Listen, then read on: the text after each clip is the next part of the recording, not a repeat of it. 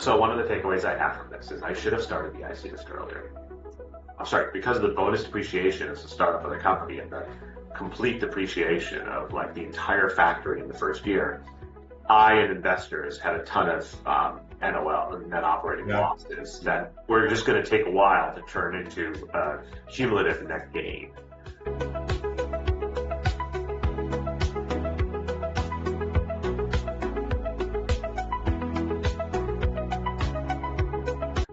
Hi, Ronak. How are you today? Good, David. Nice to see you again. Likewise. And where are you calling into from? Where are you in the world at the moment? I'm at my factory in New Caney, Texas, just a little bit northeast of Houston. Great. Now, are you a native Houstonian? I'm not, so I moved down here in 2019 to build this factory and Okay. start this business. I think I'd been to Houston once in the prior year to visit for the first time, and never before, other than perhaps through the airport. So Yeah. I didn't know a lot about Houston. I'm not saying that I know a lot about Houston now, but uh, it's been a great place to build a business. It's been a fine place for my kids to grow up. It's been good. Yeah, it's kind of a hidden gem in a lot of ways. Houston is. It's got a lot going for it that if your only experience is just driving through town or going through the airport, you know, I mean, you hear traffic, humidity, heat, urban sprawl, and you're just kind of like, yeah, it doesn't sound like my kind of place. Yeah. Well, It would be a lot more believable if you did not have a Breckenridge background behind you. true. Yep, that is the Breckenridge background for sure. So, where did you grow up then, if you didn't grow up in Houston? So I grew up in upstate New York. So Okay. um, my dad was one of the many immigrants that came over in the late 60s, early 70s um, they were looking for people with medical training and background. So he came over from India, lived in New York. I was born in New York City, but very soon after grew up in the middle of the Finger Lakes. We moved to Okay. Syracuse when I was in middle school.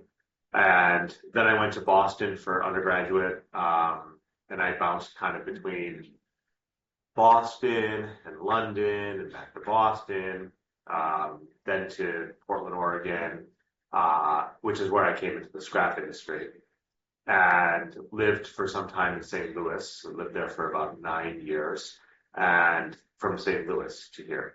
Okay. So, what made you get into the scrap business if you didn't have a family history in it? Yeah, it was just very random, my Okay. interest in the scrap industry. I think the truth of the answer is probably the more interesting one. So after my MBA, I was an operations guy, and I was working at Intel Corporation in Portland, near Portland, Oregon, and loved being in Portland. It's a fine place to live.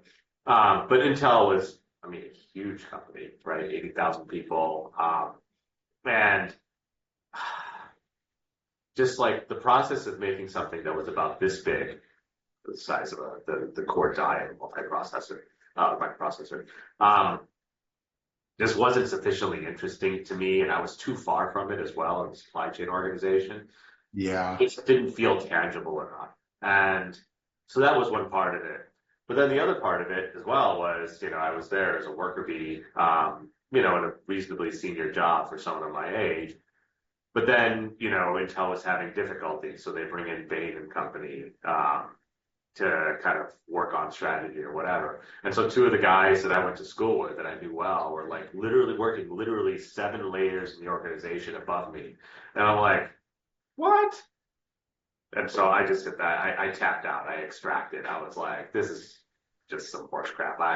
This isn't the place for me. I need to go somewhere where I'm, in a smaller pond where I can really touch and feel a thing.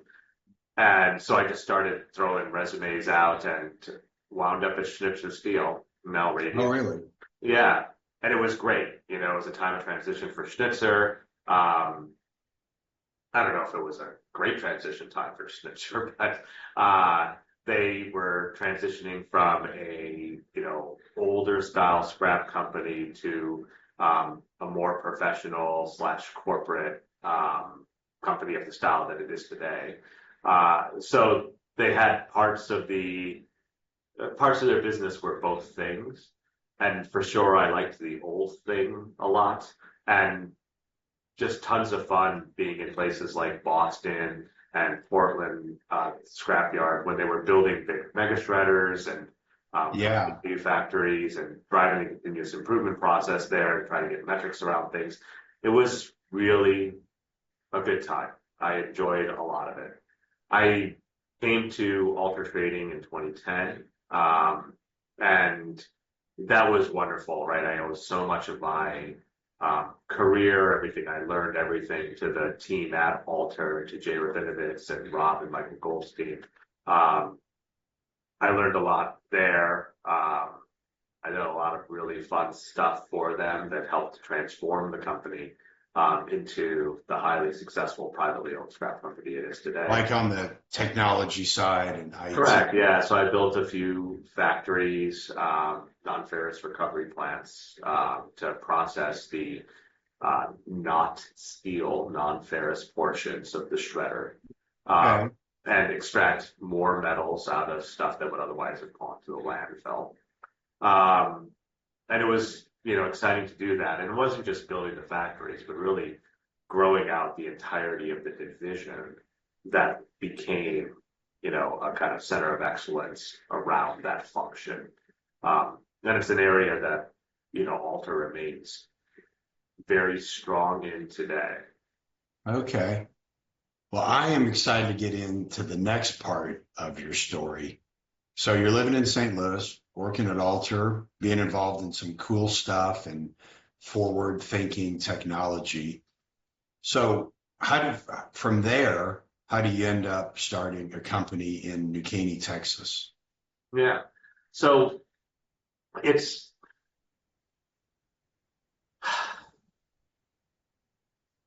no reason not to be as open and honest about it as possible. So Alter was amazing. For the first 6 or 7 years I was there, the job was like a 9.5 out of 10. I remember I was in New York, going to make this time up, sometime 2013 or something like that. I'd been there for 3 years. And the Powerball was like some huge number, like $1 billion. And so me and some buddies that were in finance, we all bought Powerball tickets. And we talked about what we would do if we won the money. And I remember I had the determined to say, I don't know if I would necessarily quit my job, right? Like, I really love what I do. I still think about that today. Did any of them have the same thought? No, they thought I was just completely crazy. And they weren't necessarily wrong, I think. I think perhaps, again, I loved it. But the point of it is I really enjoyed it. It was fulfilling. I had impact. Things were changing, all of that. Where I struggled is as that phase of what Alter needed ended, and I needed to move and assist Alter with other things, primarily helping them grow a tier of management that had come from the art management level into being the next business leaders of the company, just, as kind of standard interim transition planning type stuff and succession planning. I struggled with doing that successfully. A role that perhaps would have been viable or successful or satisfactory for me to do had it occurred during a standard line management, hierarchical management structure, was hard for me to find value in, fulfillment in, and I would say success in doing. Yeah.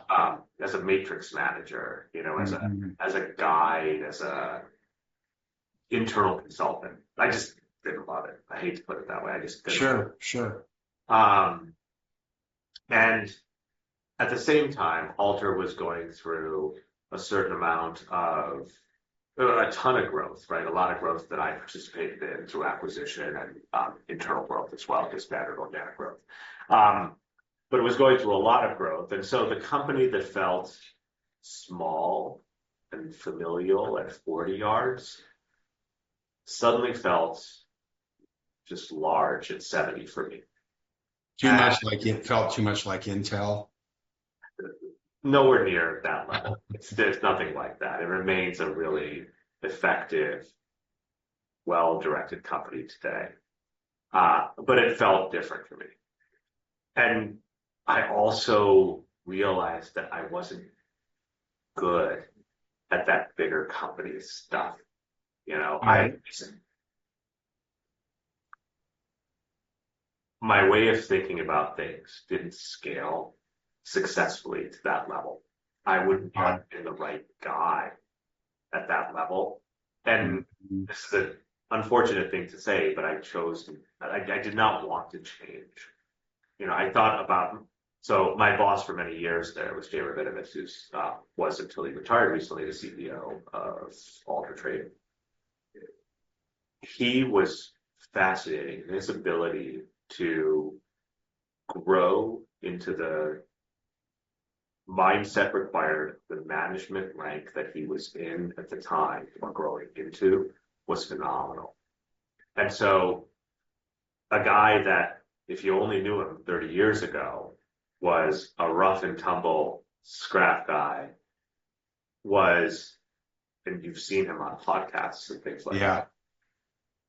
that, it became and presents fully as and fills the shoes of a methodical, thoughtful, mature, and the CEO who does a great job of leading. I don't know how many people they have, a 1,200, 1,500 person organization. You would have never thought that if you only knew him 25 years ago. Perhaps you would not have. Mm-hmm. But his ability to grow was really phenomenal. By choice or by capability or whatever it was, I did not have or want that.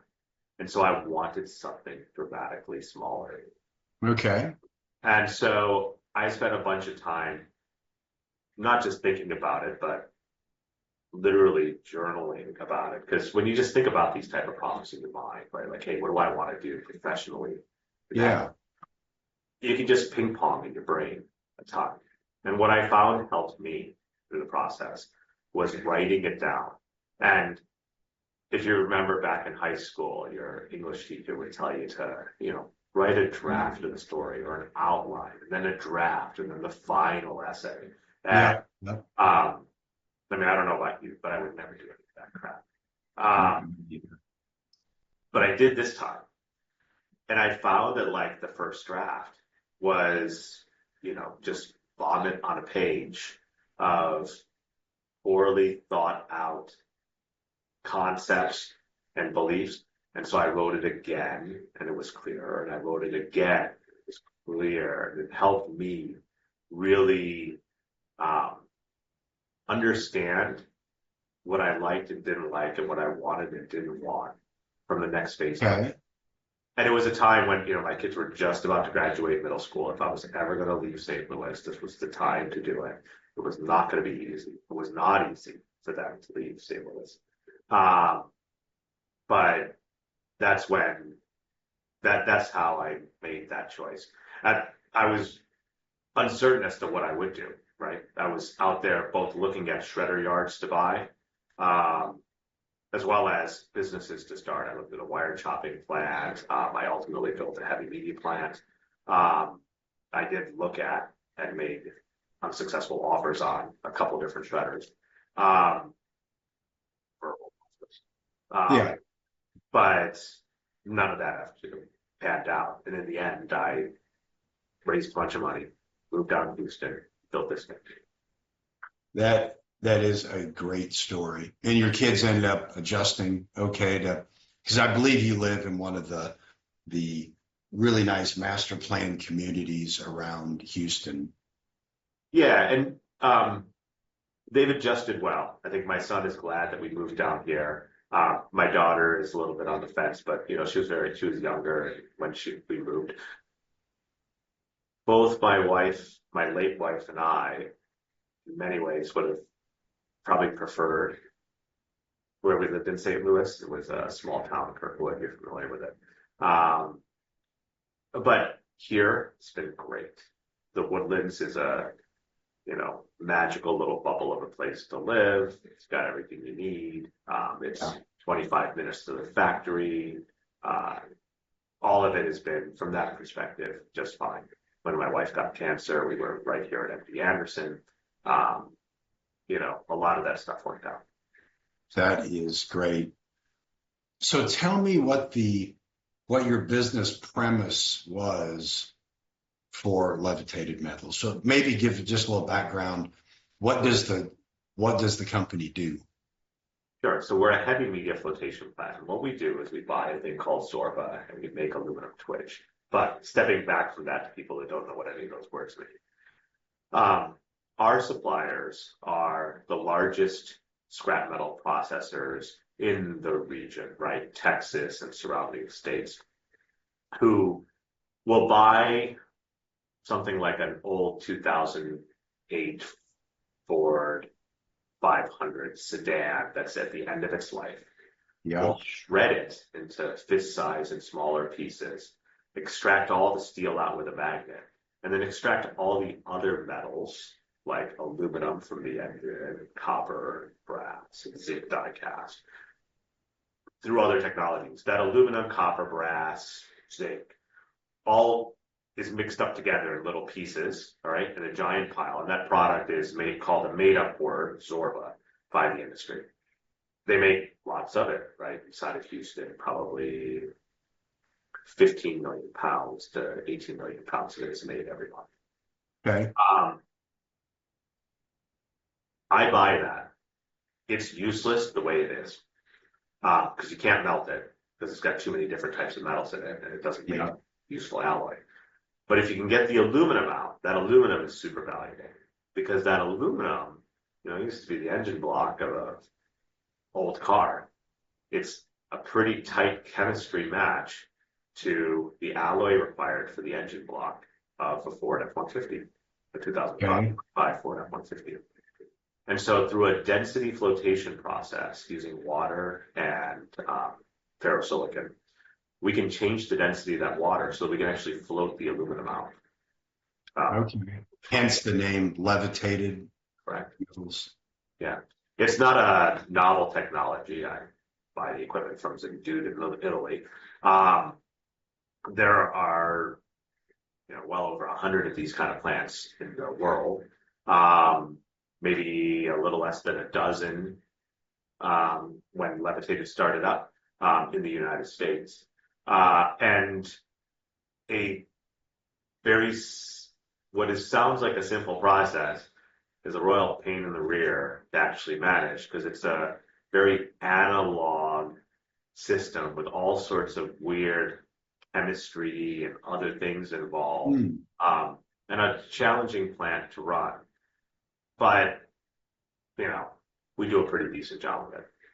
Now, why did you pick New Caney, Texas? I've been to St. Louis.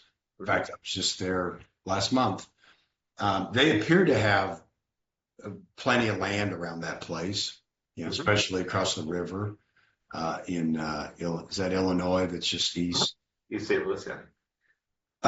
So why didn't you just buy some land and do it up there?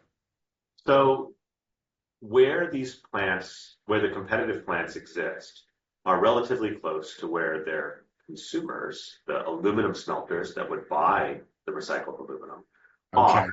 And that's generally already in that area. So there are plenty of plants in that area. Okay. Down here in Houston, what was the case when I chose to move down here, and became very quickly not the case because two other people also built plants, was that there was a large market in Mexico that did not have access to this type of material because there were no media plants in Texas or along the Mexican border. And aluminum manufacture in Mexico was growing incredibly, much like the rest of their economy. And so what I saw was a consumer need, right? Mexican heavy media plants, a set of suppliers in the Texas area that did not have a domestic buyer for their Zorba, and so good supplier footprint. Um, and at the time, a relative lack of competition. What I didn't realize until like 2 months after the financial raise was done and everything like that was there were in fact two more plants that were in the process of being built. They both started, 6 to 12 months after mine did. Um, Not so far away. There's one up near Dallas. There's one up in Arkansas. Um, so it became a little bit more competitive, though in truth, that has not really changed the calculus on anything in a great way. It hasn't really moved the needle too much. Okay. So, And you started with just a green field, right? yeah, it was some trees and dirt and 10 acres, and I, started with dirt work and stormwater and concrete, and buildings and equipment, and built the whole thing. And what year did you? COVID, 2020. Oh, it was. The heck of a time. That was the construction was during COVID? Yeah. And when did you open then? We started processing at the end of December. We shipped our first 2020, and we started shipping material in full January 2021. Oh wow, that really was in the midst of COVID. It was. Most of it wasn't that big a deal. There was some delay in equipment delivery because it came from Italy, and so if anybody had a rougher time COVID-wise, it was Italy. So it came from Italy, but that might have only cost us a couple months. What was really frustrating and challenging, and ultimately we were able to get through it, was simply the difficulty of bringing process experts from Europe to the U.S. during the COVID timeline. Yeah. I can't tell you how many voicemails I left at the U.S. Embassy in Milan the U.S. consulate in Milan to try to, accelerate the review of the visa for the techs to come in from Italy. But I can tell you how many times somebody probably listened to it. It was 0. So just a royal pain in the rear, just a pain in the rear to get that all done. It got done, but those were challenging times. So. Sure. So you started in January of 2021, and at the time, had you given any thought to how long you might want to, that you and your investor group might want to run the business or own the business? Did you have any thought when you started it about what that? I honestly thought I would run it and own it for like nearly 10, 15 years, and grow it over time and continue to be in the space, et cetera, et cetera. It was meant to be a longer term cash flow business, not one necessarily built on an exit strategy of selling at some point in your future. That was never the original intent. So how did that 15-year plan end up working out for you? Well, it turned out to be much shorter than that. So as it turned out, in 2023, we had an unsolicited offer from Rivers Industries to purchase the business assets and purchase the business. And just 2 years later. Yeah, 2 years of operation later. Yeah. And for a number of reasons, it was the right choice for me and my investors to do the sale. And it's been absolutely phenomenally good, I think, for both sides. The transaction itself, from my perspective, great. Because, it was an accelerated exit, but an exit nevertheless. And it still gives me the opportunity to continue to do the same job in the same office, like every day, that I really enjoy doing, that I find great fulfillment and mental stimulation and, sense of purpose in, without the undeniable and underestimated stress of being a business owner. Yeah. So that's been absolutely great. It occurred at a time when my wife was battling cancer and took a lot of stress off the taking that business stress off the table, Sure. just made it easier to get through that entire process. Yeah. And it's just been a good, I think it's been fun for everybody. You know, Adam and Michael Mervis were the, you know, fourth generation, perhaps, owners of Mervis Industries. Enjoy having the levitated team in their, you know, company. We enjoy being part of it. Both of us, I think, are better together. It's been really just great. That is awesome. Because not all transactions work out that well for the. Yeah, and I'm sure there's some number out there that I would have sold the company at, knowing full well that I would not have wanted to work there afterwards. I'm sure there is, but I'm glad I didn't have to make Because that. I'm guessing you were you a minority shareholder? Did your I was a invest? shareholder. Oh, you were the majority. Okay. So it was ultimately your call. Correct. And but the deal checked all the boxes. And Please, yeah. and were your investors disappointed that they were going to lose their cash flowing business No, they were years? very pleased with the cash they got all up front. They were fine. That is great. Coincidentally, I did this math when we were doing the sale. I think that the net result of it was the same IRR, or plus or minus one, within 1% of the IRR that was in the financial presentation for the business itself. Really? And very unexpected. Yeah. Again, nothing more than a coincidence. That is awesome. Yeah. What do you enjoy most about your role in the business?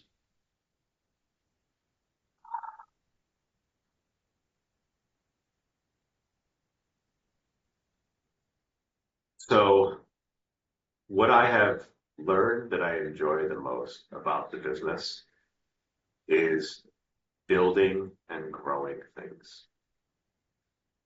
What I have realized is that is not sufficient to be a great leader, right? There's building and growing things, but there's also all the other things that a leader should gain and find value in a business that I'm just not personally built to enjoy nearly as much, right? I enjoy growing the skill set for the people that work for me. I enjoy seeing them be successful, but I don't think I enjoy it as much as I really should, or that a leader really should. You know, in many ways, I think what I've discovered is I almost enjoy being a individual contributor more than I enjoy being a leader. And in many ways, that's why I enjoy being at such a small company, right? Yeah. Here, the leadership I have to do is very direct. It's in the office with people that are no more than 15 feet away from me right now. Yeah. It's a very old style of working. You know, I have one remote employee, and thank God she is very self-directed and capable and intelligent and proactive about reaching out to me. Because otherwise, she would be really disappointed and I would suck at that job. Yeah. And so when we talk about, you know, what do we like about the job? I enjoy the improving of things. I enjoy the new thing to be done. That is not as much of, it's not that much of running a business as you would want it to be. Sure. What I like about a small business, though, are just the variety of stuff I get to do. You know, I wear slightly fewer hats now than I did before the acquisition. But you know, I was the CFO. I was unfortunately the lead IT guy, right? Even though portions of these functions were outsourced as well. You know, I sold all the metals, right? Having never sold a pound of metal in my life prior to levitated metals, I sold all the metal. And then I was the president. I was the lead on any plant improvement projects of great size that we had. Again, support throughout the organization on all these little pieces, but that's a lot of little hats to wear. You know, Okay. that in a bigger company would have a head underneath every one of those hats. Sure. So I enjoy being able to do the breadth of those activities. I think it's rare that people can do the breadth of those activities. You and I talk about IC disc stuff all the time, and I would wager at a level that maybe less than 5 company owners that you interact with are able to discuss the situation. Is that probably correct, or am I? I think it's probably less than 3. Yeah. And I can't think of who the other 2 are, so you might be in a class of your own. Yeah, but I enjoy that bit, right? I enjoy that when I think about things that I would have been in a different life, perhaps tax accountant could be one of those, but man, this is a very different life than tax accountant. Right? Yeah, for sure. I think you made the right call. Well, as we're kind of rounding the home stretch, I've just got a few more questions. One is, when you were leaving Intel, if you had a time machine, or maybe right after you left Intel, and you had a time machine that you could go back and have a conversation with the younger Ronak 20 years ago, what might you have told yourself? What advice might you have had, or wisdom that you might have wanted to share? I don't think I would have shared anything. No, wouldn't want to. But I wouldn't want that, with the exception of my wife's death, there is not a single thing that I would have changed. That is I asked that question to all my guests, and you're probably the only one who's ever answered it that way. So really? I would say, yeah. What type of things do people say? Oh, the number one. Because I'm not just saying that because I don't want to watch other podcasts. Yeah. Well, no, I can give you the rundown. The most common answer is they wish they would have taken a risk sooner. They wish they would have started their company sooner. They wish they'd been more willing to take a chance. Now, granted, many of my guests, are, self-made, first-generation entrepreneurs like you are, meaning, they formed the company. But some of them may have worked at other companies. In hindsight, they realize, oh, I should have done this 5 years sooner. It would have only been better if I'd done it 5 years. That's kind of the most common answer, is just they wish they'd played it less safe. They wish they'd taken, more risks in college. That's kind of the most, but that one is consistent with what most people say near the end of their life. They don't regret the things they did. They regret the things they didn't do.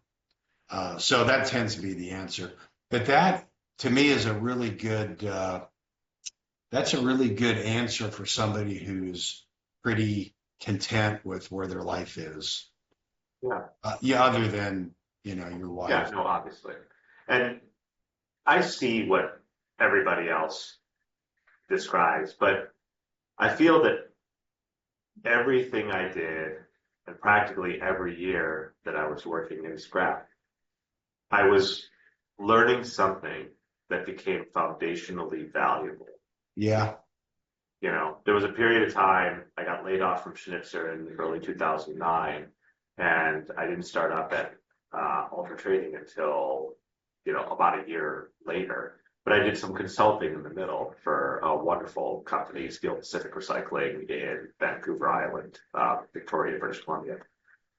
And I was there for 3 months, and it was a magical time because we were there in the wintertime. The whole family moved up. My kids were very young. We had an apartment right in Victoria. I rode a bicycle to work to the scrapyard. Yeah. But I did a bunch of really interesting financial cost accounting structure setup that helped them understand their business better. And those were super useful skills when I had to do a chart of accounts set up for levitated metals. Right? We were able to slice and dice our financials, extremely well.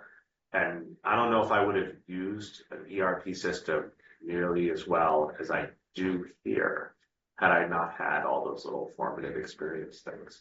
In the end, I think, for me at least, I don't feel like I had a lot of wasted years throughout any of that time. I learned. Steve Jobs, Yeah. I was going to say, Steve Jobs has the saying that you can only connect the dots when you look backwards. Mm-hmm. That at the time, you can't, it's not like you had some grand plan, I'm guessing, when you left Intel. It just, because Steve talks about he took this calligraphy class that he audited in college. And, and that influenced everything at Apple, design and fonts and other stuff, that it only makes sense looking back. Right. So that's interesting. I can see that. And it is hard to connect the dots until you look back. So here's kind of a fun one. I think you've been like me, you're well, I consider myself a naturalized Texan. My wife's a native Texan.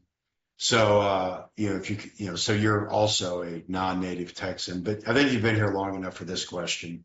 Tex-Mex or barbecue? Tex-Mex. Barbecue makes me fall asleep.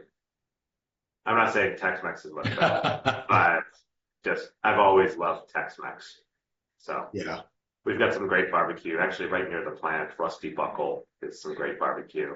Near my house is Corkscrew, which just got a Michelin star, oh, nice. Yeah, which I still struggle to understand how that all plays out, but Texas, I guess you get a star.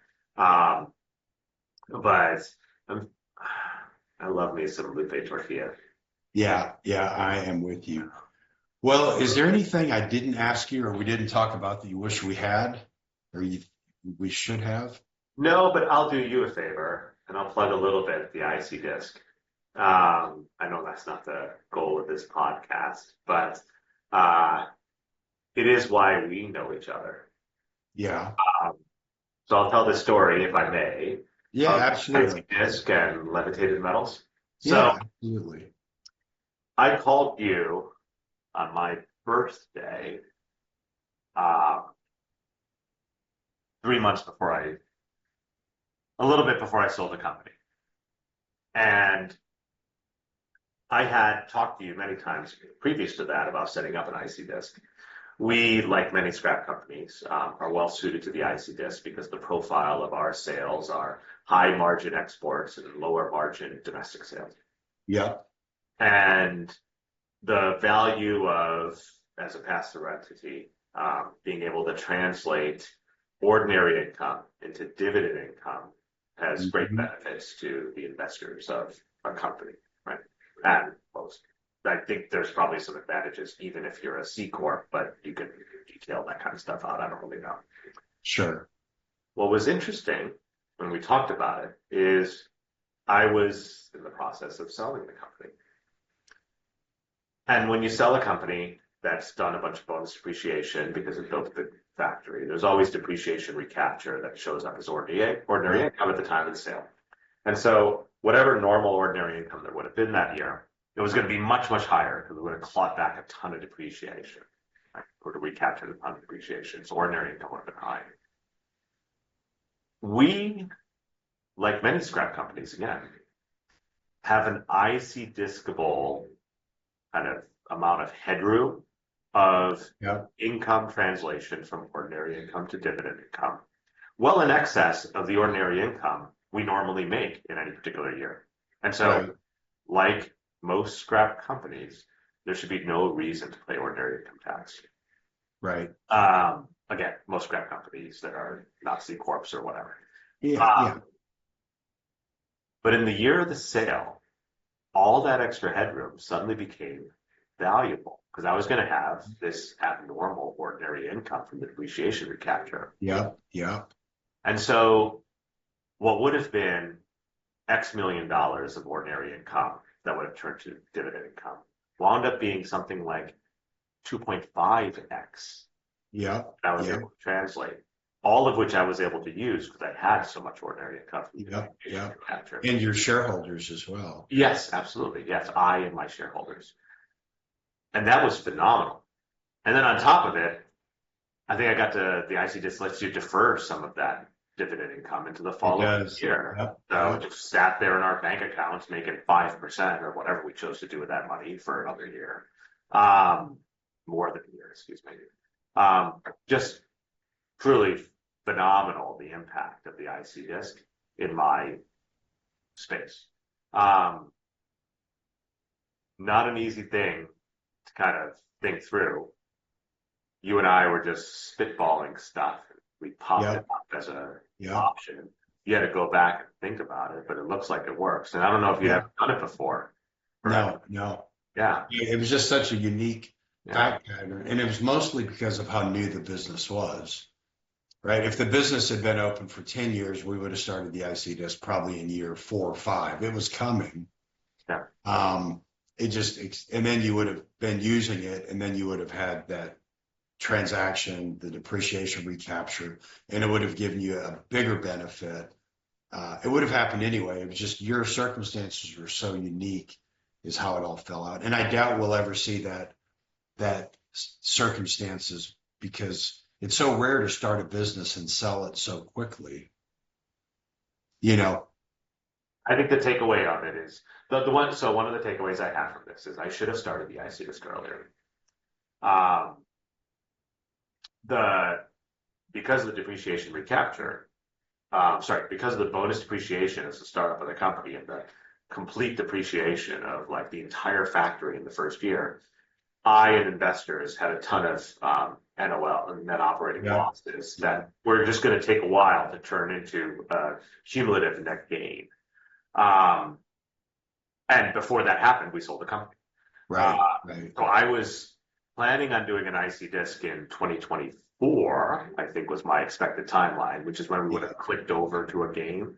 And then Yeah. suddenly there would have been income that I wanted to translate over into dividend income. But I really should have just done it before. It's kind of. So the question I should have asked you was if you could go back in time 2 years and do anything different, give any advice to yourself, what would it have been? I mean, it's a joke, right? You would have said, start the IC disc sooner. Or 3 No, years no. ago. The real advice I would have given would have been understand how your NOLs work so that you can do a donor advice fund for the ordinary income you thought you were going to. Sure. So, but outside of that, in truth, it's a minor esoteric thing that doesn't really matter. And so since you brought it up, I rarely talk about this. Since you brought it up, just a couple quick questions. One, because the CPA firm you use actually has some IC disc expertise, and you could have used them.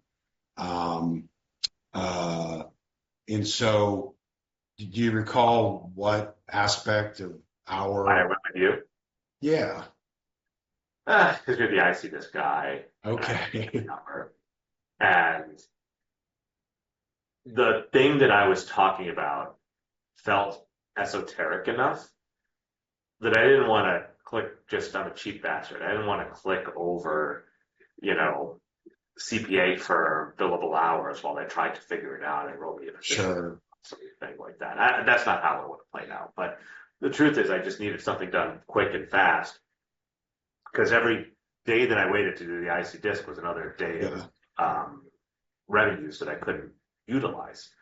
And the second reason is, there's time it takes to create an IC disc and set it up and all that kind of stuff. You have that down to a science and had a method to kind of quickly get me rolling on it. Mhm. And while you and I both know you made a bunch of money on that transaction for a couple of years of work on it, it was completely worth it to me and a very satisfying business and personal relationship that tested both of our intellectual capabilities to kind of put together and work on. Yeah. I enjoyed doing it, right? Like when we talk about what we enjoy and work, Yeah. that was a fun thing, right? Yeah. It was For fun me. working with you. Yeah. No, it was for me too, because so Look at us tax few, accountants.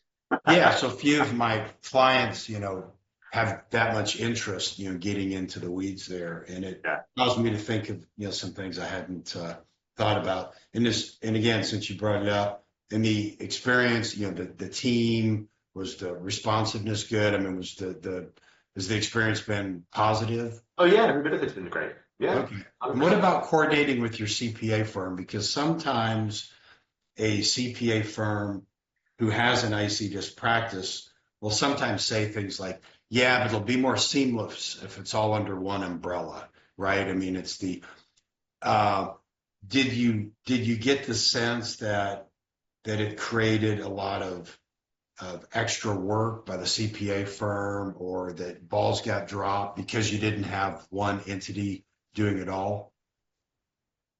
I don't think I got that sense because a CPA firm is made up of multiple people too.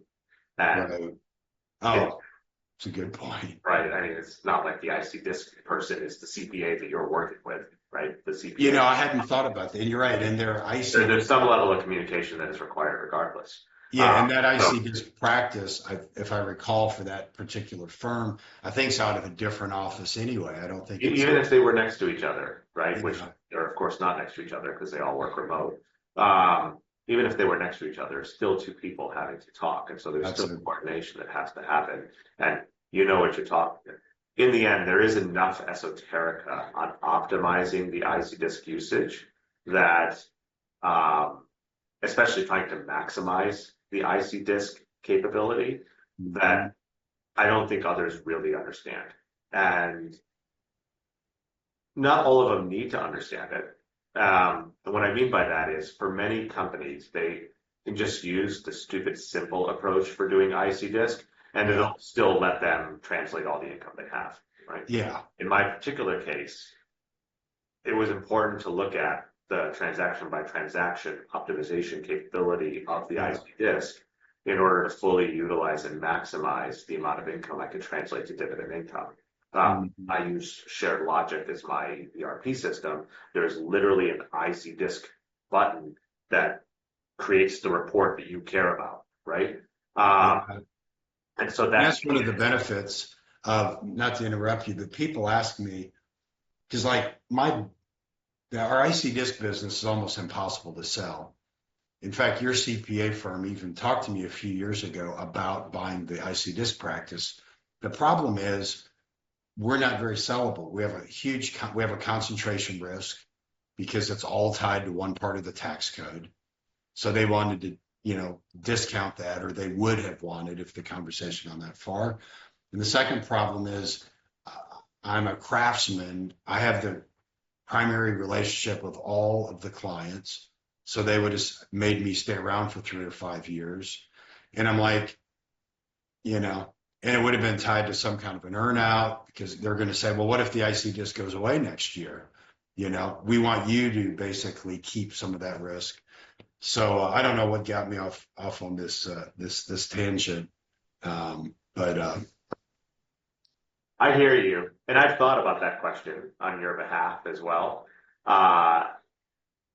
Because from my perspective, I think your job is kind of interesting and fun, right? You get to visit a lot of different scrap yards, talk to a bunch of different scrap dudes about a thing you're very knowledgeable about that you know really could trans dramatically improve their financial position. And yet it's yeah, still a tough sell, right? It should be like selling, it's not like selling ice cream to Eskimos, and yet sometimes it probably feels that way. it Um, is that way. Yeah, yeah, and um, also the question of how to, because you have a couple people I think that work for you, right? At least one. yeah, yeah. No, Uh, there's a whole team. yeah, and so yes, if IC disc went away, it would be, yeah, that would, I don't know what else you guys do, but pretty close to the end of the company. Yeah. And that's a rough gig. Um, and the low grade communist in me certainly is shocked by all the awesome and incredible tax code optimization tools that exist for Yeah. business owners. I mean, between the IC disc, new market tax credits, opportunity zones, right? Bonus Yeah. appreciation, just it's Cost segregation, it's research and development. absolutely phenomenal, right? I am now a W-2 employee, like a putz, you know? Um, it's just phenomenal. But if that went away, then yeah, Yeah. the business does die. It's a really difficult thing to try to sell, right?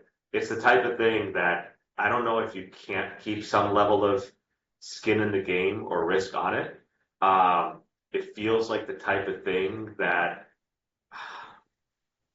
if you have the right person in the organization that could be the face, um, should be kind of employee acquired in some capacity. Yeah. Um, Well, and yeah, that opportunity exists. Some of my partners, I mean, I have a standing offer to basically sell my part of the business. In many ways, at a much more, are you familiar with the ESOP? I am. The There's a deep dive of tax. Yeah, the structure for us, I've already looked at it. It just doesn't really, it's not the right fit.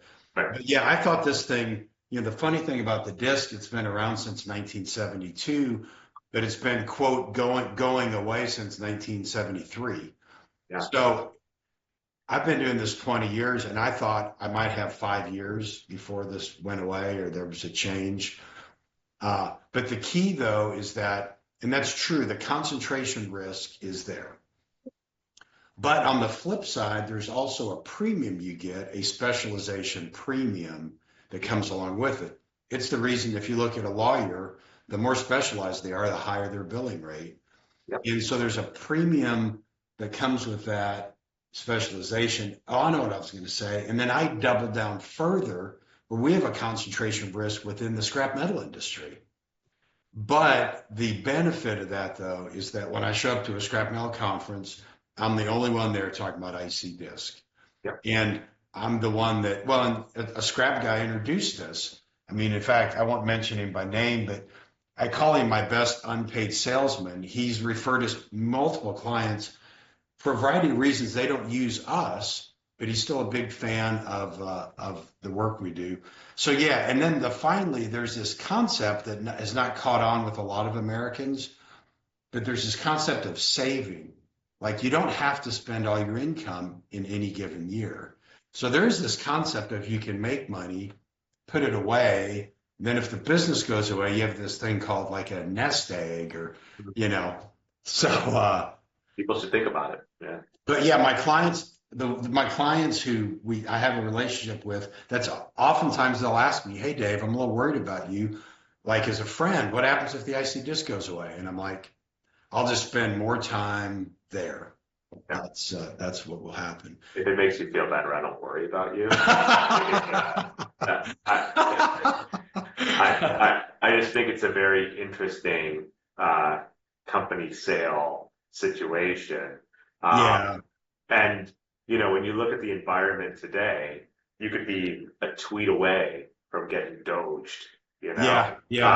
Exactly. Yeah. So one of those, keep your head down, stay quiet kind of things, which appears to be the standard business approach to today's situation. It does seem to be. Well, hey, Ronak, I can't believe how fast the time has flown. It was fun. This has been a blast. I really appreciate it. And I hope you have a great afternoon. Thank you. It's good to talk to you. Bye. Thanks.